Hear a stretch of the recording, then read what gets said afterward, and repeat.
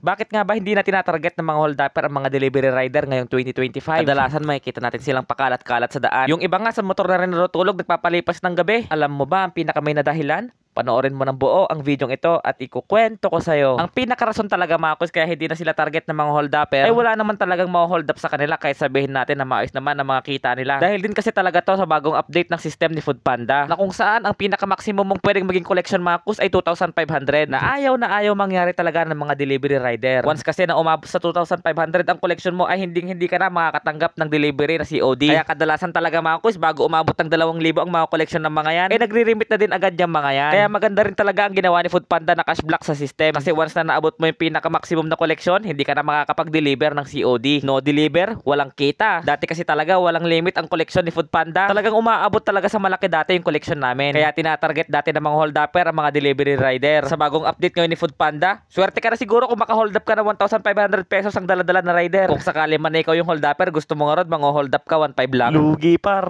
Malayong mas malaki pakikitain ng delivery rider sa'yo nun eh. At sa mga gusto palang mag-apply kay Foodpanda o maging isang delivery rider, ay palike naman ang video ito tapos i-share nyo na din. I-comment mo na din kung taga saan ka para malaman ko naman kung hanggang saan umabot ang video na to. Kapag umabot ng 1 million views itong video na to, tutulungan kita makapasok, promise. At syempre dapat makikita kung nakafollow ka sa aking Facebook page. Sigurado madami na namang mag-iiyakan ng mga delivery rider dito. Sobrang dami kong naging basher nung nag-upload ako ng video about sa kung magkano ang kinikita ng isang Foodpanda rider. Yan pa naman yung gustong gusto ko talaga, yung madaming basher. Positive o negative comments ay welcome na welcome dito sa video na to. Gustong gusto ko talaga engagement yan eh. At sa mga maidadagdag pa dyan na magiging basher ko pa soon, ay welcome na welcome po kayo sa aking Facebook page. Lalong-lalo na dito sa may parte ng NCR mga kuys. Non-stop yung hiring ng Foodpanda dyan sa may Manila. Napansin ko napakadami talagang iyakin dyan sa may NCR. No, daming iyakin.